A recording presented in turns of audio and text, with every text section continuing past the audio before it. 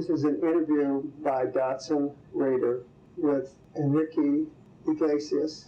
That's ENRIQUEIGLESIAS.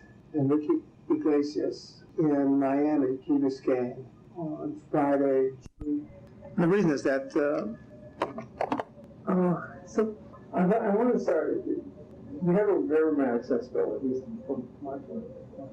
And at the heart of romanticism, and it's really a 17th century back to the early 18th century, Goethe and Rousseau. And at the heart of it is the tragic sense of life. That's the core of it. And romanticism is basically built on the belief in sorrow and grief, and that somehow love heals, somehow love is the... And that kind of fact that appeals to a young man, that sensibility is his, as opposed to other young men, is distinctive. And I suspect it comes out of that. And I want you to talk, if you would, about three things that happen in your childhood, which struck me as, for a child, is very, very traumatic. And one was the divorce, two parents when you were very young, the terrible event in the child's life, really that young. The second was the kidnapping of your grandfather. It's even worse. And the third was being uprooted and sent to Miami. So bang, bang, bang, three major events. So I wonder if you could talk about first about your about your mom, your. Well, for me, my parents. It's funny because I have a lot of kids. I think in the 80s, a lot of parents were getting divorced. That was like the in thing. You know, so a lot of kids, I remember one of my best friends in school, he was so traumatized, he felt like his life was completely over when his parents got divorced. And I remember that he was my best friend. I used to talk to him. I go, it's funny because I didn't feel that way when my parents got divorced. And I didn't feel that way, because for me it was completely different. I wasn't used to seeing my parents together all the time. I was used to, my dad was always traveling, he was always working. So it wasn't like the typical family that, you know, dad and mom go drop off the kid at school and then come back home 5 o'clock, go hang out together. So it was like having a single mom with a visiting father. Exactly. So for me it wasn't that bad. And at the same time, my parents got along. They got along really well after the divorce. So it's not like I ever saw any fighting or anything negative going on. So it wasn't like I don't want to make too fun point here, but it wasn't like your father packed up and told you about fuck yourself and moved out. Exactly. Said you can have the brat. Exactly.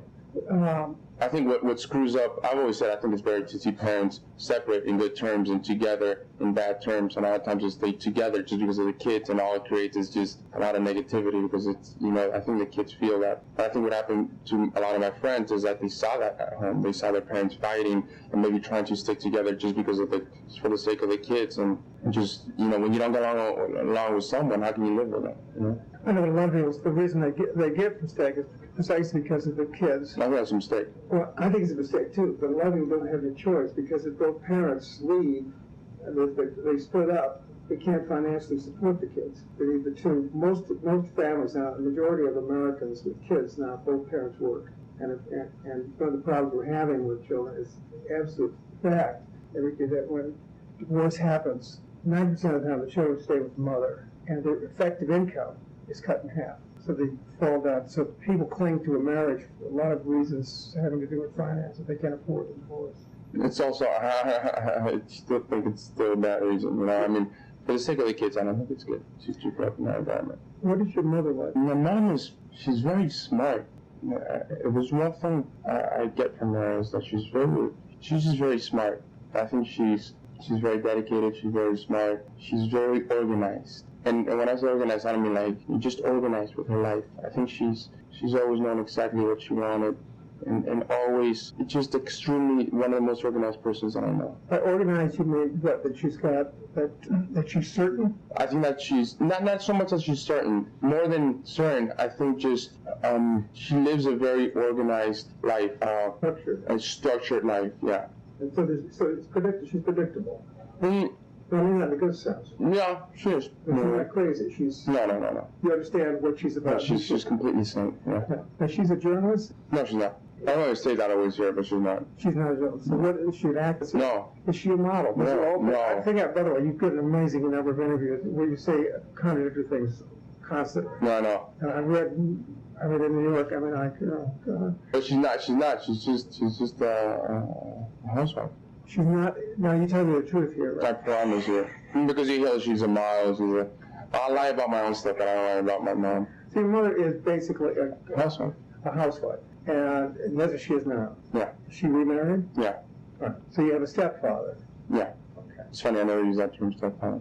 But do you think of him as your father? No, not at all. I'm trying to deal with the idea of trauma here. No, I don't deal with him as, I don't look at him as my stepfather. Again, it's funny because a lot of people, I've been asked by journalists a lot of times, how did it feel growing up in the parents divorced with the lifestyle that your dad lived? Right. For me, it wasn't traumatizing. I think I lived a pretty normal childhood, and I think it didn't drive me crazy.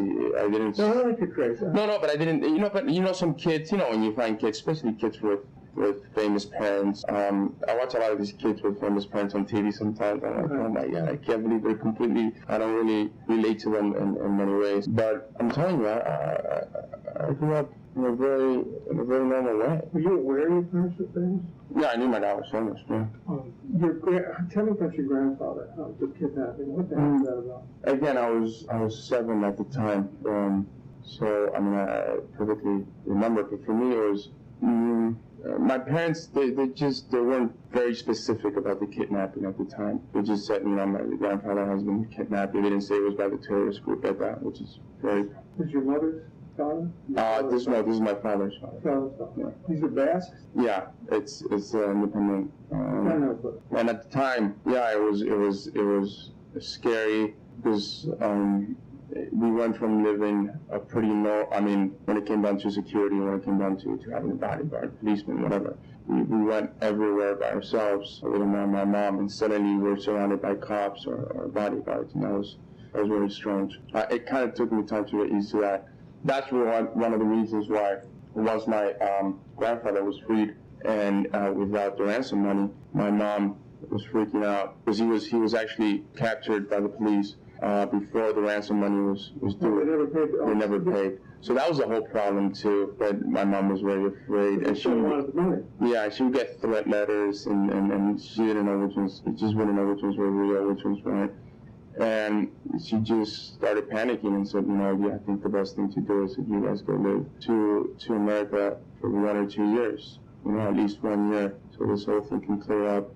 Right. And I know you're going to be safe for that. And it was mainly my brother and I, because they don't kidnap women. It was just men. It's kind of funny, we were just broke. How did that affect your view of the world? Well, I grew up with ETA in Spain, so again, I think when you grow up and you watch the news and you see it every single day, it's not that shocking, It didn't feel that shocking to me, I think. It was shocking that they kidnapped my grandfather, but the ETA thing was not like shocking or new to me. What I'm saying is, you personally, you're 7 years old. As a child, and your grandfather's been seized by terrorists, which is not a normal experience for children. Well, some countries it is. Some countries it is, yeah. And it didn't frighten you? It didn't frighten you about the world? No, I feel very protected. I don't know why. I actually feel very protected. That wasn't going to happen to you? Yeah, I was never afraid. For me, and I hate to say this, but at a point in time, once my grandfather was rescued, it felt like an adventure. I don't know why. An adventure? Yeah. Right. Because I remember perfectly well. I was 7 years old. I remember flying. Once my grandfather got rescued, flying from Madrid to Miami. We're flying in this huge 747 from Iberia Airlines, and they closed half of the 747 just for us. So it was like, and it was chaos at the airport. Then we got to Miami. Is this when you're coming to move here? Yeah, we got to Miami International Airport, and there was cameras everywhere, like in the roof. I'll never forget this.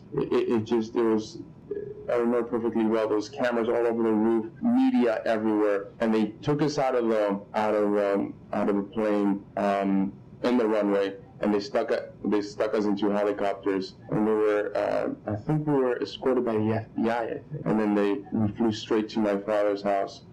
And for me, I thought that was the coolest thing in the world.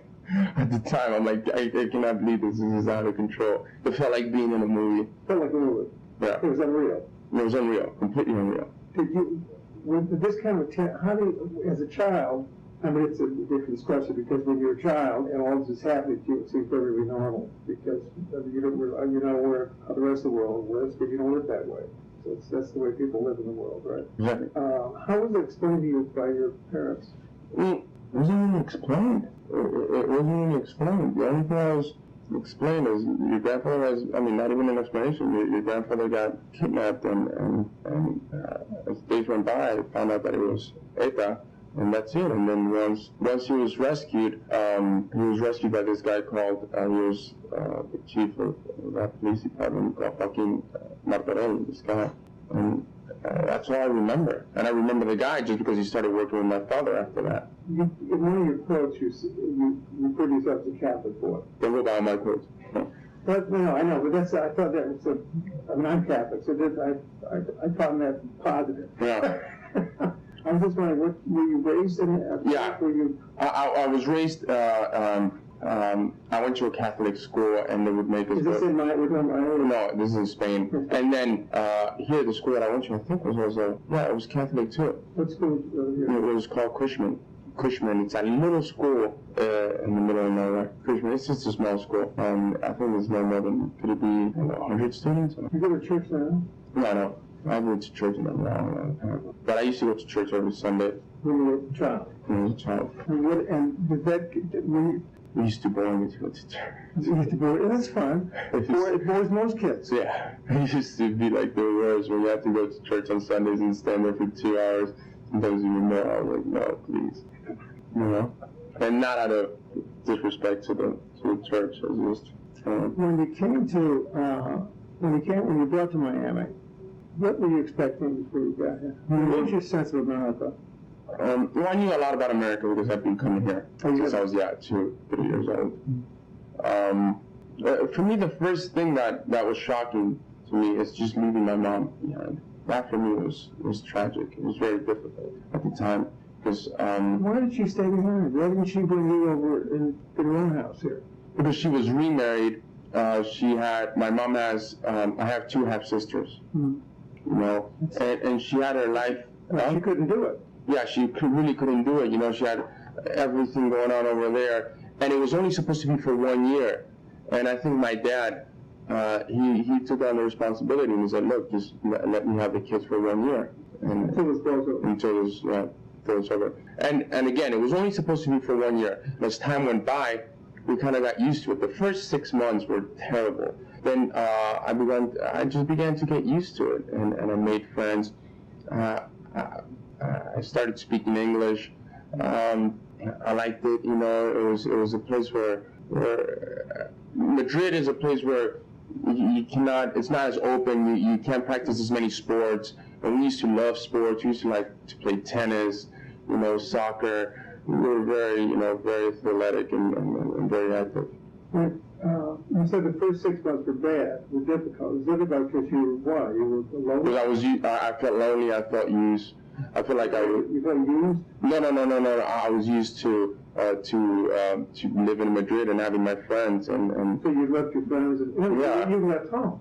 Left home, yeah. So you were homesick. Yeah. No. Not used.